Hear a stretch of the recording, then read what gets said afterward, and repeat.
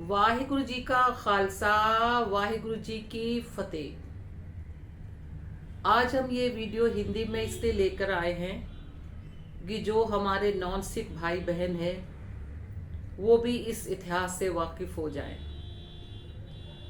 20 दिसंबर से 27 दिसंबर तक श्री गुरु गोबिंद सिंह साहब, जिन्होंने खालसा पंथ की स्थापना की थी, उनका पूरा परिवार धर्म और मानवता की रक्षा के लिए कुर्बान हो जाता है। मैं थोड़ा पीछे जाना चाहूंगी। श्री गुरु गोबिंद सिंह साहब के पिता गुरु तेग बहादुर साहब, जो कि सिखों के 9वें गुरु थे, उनकी भी शहीदी चांदनी चौक में हुई, क्योंकि उस समय का शासक जो है एक जात में, एक धर्म में जो है पूरे हिंदुओं को कन्वर्ट करना चाहता था। तो इसके लिए जो है, जो कश्मीरी पंडित उनके पास गुरु तेग बहादुर साहब के पास आए आनंदपुर साहब में, जो कि गुरु साहब का निवास स्थान था, बहुत बड़ा किला नुमा स्थान था वो।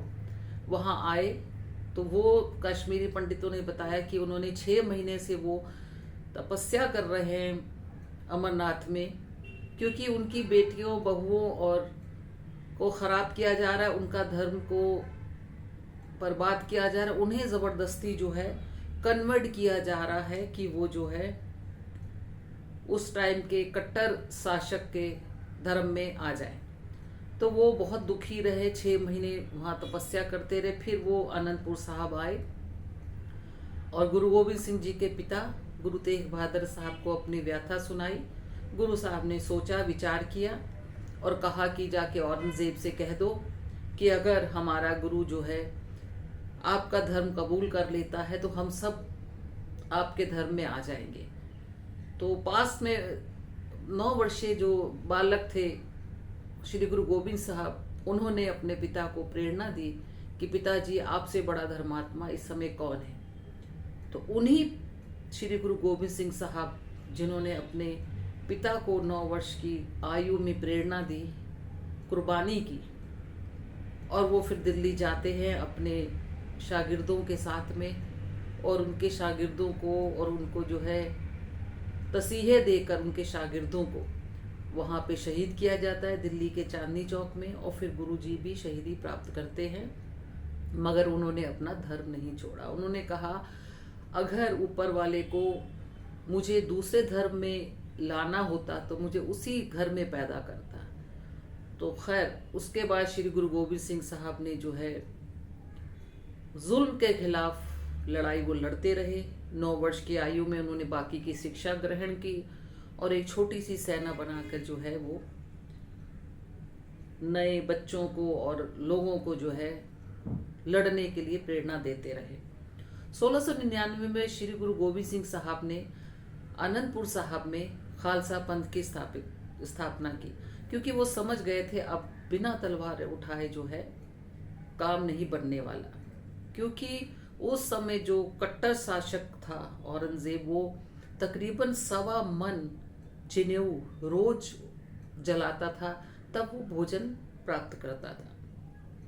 तिलक और जनेऊ की रक्षा के लिए श्री गुरु तेग बहादुर साहब ने शहीदी दी।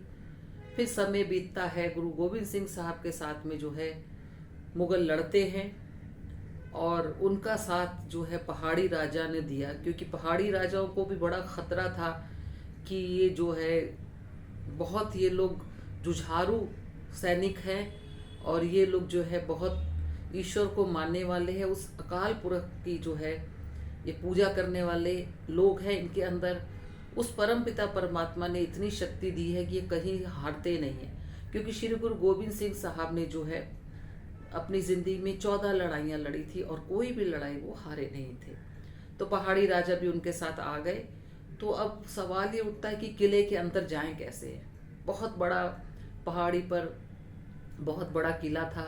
कई प्रयत्नों के बाद जो है वो लोग अंदर नहीं जा पाए। लाखों की सैनिक जो है किले के बाहर खड़े रहे। इवन कि उन्होंने हाथी को शराब पिला के जो है मस्त करके जो दरवाज़ा तोड़ने की नाकाम कोशिश की। तो इस तरह से उन्होंने फिर जो पहाड़ी राजा थे उन्होंने गौ माता की कसम खाई कि आप आ जाओ, किला छोड़ दो, हम लोग संधि करते हैं। और उधर उन्होंने जो कट्टर मुस्लिम शासक थे उन्होंने कुरान की कस्में खाई। और गुरु साहब जो है नहीं आना चाहते थे, मगर गुरु साहब के जो बच्चे थे, जो उनके शिष्य थे, उनके कहने पर जो है गुरु साहब किला छोड़कर बाहर आता है पूरा परिवार। क्योंकि गुरु ने जो है सब सिखन को जो है अपना पुत्र और पुत्री बनाया। तो क्योंकि पिता अपने बच्चों की बात सुनता है, तो इस तरह से पूरा परिवार 20 दिसंबर को घर से किले से बाहर आया। चलते चलते आगे ये लोग आए और परिवार का बिछोड़ा हो गया। छोटे साहबजादे दोनों और माता जी जो है एक तरफ हो गए, बड़े साहबजादे गुरुजी के साथ। इस तरह से 3 भागों में परिवार बट गया। 21 दिसंबर को वो आकर सरसा नदी के किनारे जो है अपना आशा की वार वो करवाते हैं शुरू। क्योंकि अमृत बेला जो हम लोग का होता है, प्रभात बेला जो बोलते हैं, उसमें जो है ये पाठ किया जाता है, कीर्तन किया जाता है। और एक तरफ दुश्मन के तीर और दूसरी तरफ जो है सरसा नदी के किनारे जो है आशा की वार पड़ी जा रही है। फिर लड़ाई के मैदान में 2 बड़े साहबजादे गुरु के बड़े लाल जो है शहीद होते हैं। और माता जी और उनके साथ में 2 छोटे पोते उनके वो हो जाते हैं। तो उनका एक रसोइया था गंगू, तो उनके पास से माता जी के पास सोने की मोहरें थी। और प्लस जो है सैनिकों जो शासकों ने जो है कहा था कि भाई जो इनको पकड़ाएगा तो उनको इनाम दिया जाएगा। तो उसके मन में लालच आ गया और उन्होंने मुगल शासकों को बता दिया कि माता जी यहाँ पे है, मेरे साथ है। और माता जी की मोहरें भी ली। खैर फिर उनको ला के जो है ठंडे बुर्ज में रखा गया, जो कि पंजाब में फतेहगढ़ साहब है, वहाँ पे रखा गया। बहुत यातनाएं दी गई। जो छोटे साहबजादे थे उनको कचहरी में बुलाया गया। 3 दिन उनकी पेशी होती है कि आप हमारा धर्म कबूल कर लें, आपको ये देंगे वो देंगे। क्योंकि बच्चे लोग जो है बहक जाते हैं, लालच में आ जाते हैं। तो वो बच्चे नहीं थे, वो बहुत ऊंची रूह थे, वो हम लोग के लिए बहुत बहुत बहुत ऊंचा स्थान रखते हैं। तो वो लोगों ने कत्ल होना मंजूर किया मगर झुकना मंजूर नहीं किया। और उनको जो है जिंदा नीहों में चुनवा दिया गया। कहा जाता है कि नीहों से जो है पाठ की आवाज़ आ रही थी। क्योंकि जितनी ये शक्तियाँ थी ना, सिर्फ उस परम पिता परमात्मा, उस अकाल पुरख की उस्तति की जो शक्तियाँ थी। क्योंकि छोटे छोटे बच्चे, बड़े बुजुर्ग सब बहुत पाठ किया करते थे। तो उसके बाद में दीवारों में जो है पाठ की आवाज़ आती रही और दीवार गिरी। उसके बाद में देखा उनकी सांस बाकी थी, तो उनका कृपान से जो है उनका सर कलम किया गया। और एक ऐसे स्थान पर नदी के किनारे जहाँ पर शेर रहा करते थे, खूंखार शेर, वहाँ पर जो है इनकी पवित्र देह को फेंक दिया गया, ताकि जो वो मारू शेर है, खूंखार शेर है, इनकी जो है बॉडी को जो है खा जाए। जब इनको शहीद किया गया छोटे साहबजादों को, तो माता जी जो है मतलब वो भी समझ चुकी थी समय आ गया, वो भी शरीर छोड़ देती हैं। मोतीलाल मेहरा एक ऐसा शख्स हुआ है, उसने कोई भी खौफ नहीं किया और माता जी और बच्चों को जो है दूध पिलाने की, गर्म दूध पिलाने की सेवा करते रहे। क्योंकि उस टाइम पे अगर कोई भी गुरु के साथ में कुछ अच्छा करता था या उनकी मदद करने की कोशिश करते थे, तो उनको जो है कोलू में पीस दिया जाता था, उनको सजाए मौत दे दी जाती थी, मगर धन धन वो बाबा लोग हैं, वो संत सेवक हैं जिन्होंने गुरुओं के परिवार की मदद की, और वहाँ पे बॉडी फेंक दी जाती है। तो उस टाइम का जो शासक था उसके पास में टोडरमल, सिख इतिहास में जो है एक नॉन सिख आए, तो उन्होंने कहा कि मुझे ज़मीन दो। तो उन्होंने, वहाँ के जो लोकल शासक था उसने बोला कि आपको जितनी ज़मीन चाहिए उस ज़मीन पर जो है आप सोने की मोहरें बिछा दें, तो हम आपको उतनी ज़मीन दे देंगे, उस पर आप अंतिम संस्कार करें। फिर उसका मन लालच में आ गया, तो उसने बोला नहीं, मोहरों को खड़ी करके आप दें, उतना हम उतना बाय उतने के, जहाँ तक मोहरें फैलेंगी उतना हम ज़मीन आपको देंगे। तो टोडरमल जी ने अपना सब कुछ बेचकर जो है वो ज़मीन जो है मोहर गोल्ड सोने की खड़ी करके वो ज़मीन खरीदी। दुनिया के इतिहास में जो है इतनी महंगी ज़मीन नहीं बिकी। फिर वहाँ पर जो है उनका अंतिम संस्कार किया गया, और आज भी वो जगह आप जाओगे तो आपको महसूस होगा कि वहाँ पर आज भी हम उनको महसूस कर सकते हैं। 27 दिसंबर को उनका सज़ा उनको सुनाई गई, और 28 दिसंबर को जो है उनका संस्कार हुआ। और आप विश्वास करेंगे, जो खूंखार शेर था वो पूरी रात जो है इन पवित्र देह की रक्षा करता रहा, पहरा देता रहा। आज भी आप उस स्थान पे जाएंगे तो उस गुरुद्वारे में, जहाँ का गुरु के लालों का स्थान है, वहाँ पर शेर की मूर्तियाँ बनाई गई हैं, और उनके ऊपर भी उनको बाकायदा कपड़े वगैरह पहनाए गए हैं। तो जब गुरु साहब की माता जी चली तो उनके पास में तो राजा महाराजा थे, ये लोग, सोने की मोहरें थी, तो उनके साथ में गंगू था, उनका कुक था। तो उसने देख लिया माता जी के पास सोने की मोहरें हैं, उसको लालच आ गया।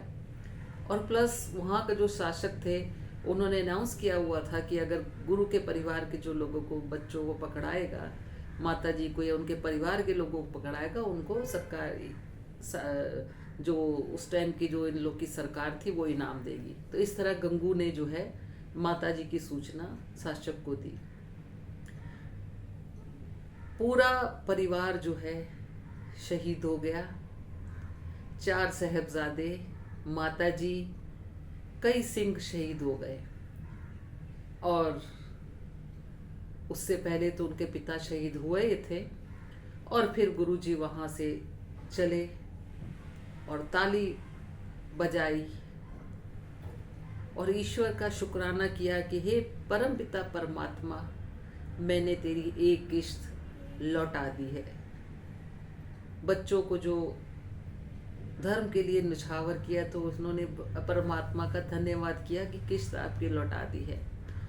और फिर वो जो है माछीवाड़ों के जंगलों से होते होते जो है नांदेड़ साहब पहुंचे। इतिहासकार बताते हैं कि बीबी हरशरण कौर, कुछ लोग शरण कौर लिखते हैं, कुछ लोग हरशरण कौर लिखते हैं। बीबी मतलब लेडीज को जो है रिस्पेक्ट में बीबी कहा जाता है सिख धर्म में। तो उन्होंने देखा कि अनेक अनेक अनेक शहीदों की बॉडी पड़ी है, इवन की गुरु साहब के साहबजादे भी पड़े हैं बिना कफन के। तो उस माता ने हमारी हिम्मत करके जो है शहीदों का जो है अंतिम संस्कार किया। मुगलों ने देखा तो इतने वो लोग क्रोध में आ गए। फिर बाद में उन्होंने उस माता को, हमारे जो संस्कार कर रही थी, उनको भी अग्नि में जिंदा जला दिया। तो इस तरह का इतिहास जो है सिख धर्म का है। 20 से 27 दिसंबर, 28 दिसंबर को अंतिम संस्कार। तो ये दिन जो है सिख पंथ के लिए यह पूरी मानवता के लिए एक दर्द भरे दिन है। आज सरकारों को बताया गया है और सरकार जो है वीर बाल दिवस मना रही है, क्योंकि कहीं ना कहीं मिसअंडरस्टैंडिंग है या उनको अज्ञानता है कि वो बाल नहीं थे, क्योंकि बच्चे ऐसा काम कर ही नहीं सकते। वो बहुत ऊंची ऊंची रूह थे, वो हम लोग के लिए बाबाओं से कम नहीं थे, तो बाल नहीं थे। सबसे पहले तो इसको हमें करेक्शन करना पड़ेगा, सरकार को बताना पड़ेगा। क्योंकि लखनऊ में भी मुख्यमंत्री आवास पर जो है माननीय योगी जी के निवास स्थान पे पिछले 5 साल से जो है बाल दिवस के रूप में जो है वीर बाल दिवस रूप में मनाया जा रहा है, और वहाँ उनके निवास पर कीर्तन होता है। ऐसे ही तोही मोही की टीम गुजरात गई, कच्छ जिले में, जहाँ श्री गुरु नानक देव जी दूसरी और चौथी उदासी में गए थे। उस स्थान पर भी 3 दिन का वीर बाल दिवस जो है मनाया जाता है, और उसमें जो है सिख के महान कीर्तनीय कथावाचक जो है लोग आते हैं, बड़ा प्रोग्राम होता है। तो ये वीर बाल दिवस नहीं है, बाल को शब्द को हमें हटाना पड़ेगा। तो आप लोगों से हाथ जोड़ के विनती है, मैं इसलिए हिंदी में बना रही हूँ ताकि आप लोग अपने इतिहास से जानो किस तरह से तिलक और जनेऊ की रक्षा के लिए श्री गुरु गोविंद सिंह साहब के पिता गुरु तेग बहादुर जी, श्री गुरु गोविंद सिंह जी के चारों पुत्र, माता जी, कितने शहीद, कितने उनके प्यारे जो है शहीद हुए। इन दिनों में प्लीज आप अपने को जो है बिल्कुल एक नॉर्मल जिंदगी जिए, कोई जश्न ना मनाए, क्योंकि अगर ये लोग ना होते तो आज हिंदुस्तान का रंग कुछ और होता, ना इस देश में मंदिर होते, ना तिलक होते, ना जनेऊ होता, और हम लोग कुछ और ही कर रहे होते। तो हाथ जोड़ के बेनती है, इस इतिहास को जाने और आगे शेयर करें, क्योंकि हम उनका कर्जा दे नहीं सकते। करोड़ों अरबों जन्म ले लेंगे, हम उन शहीदों का कर्ज दे नहीं सकते। इसको जानो और इस इतिहास को आगे शेयर करो। वाहिगुरु जी का खालसा, वाहिगुरु जी की फतेह।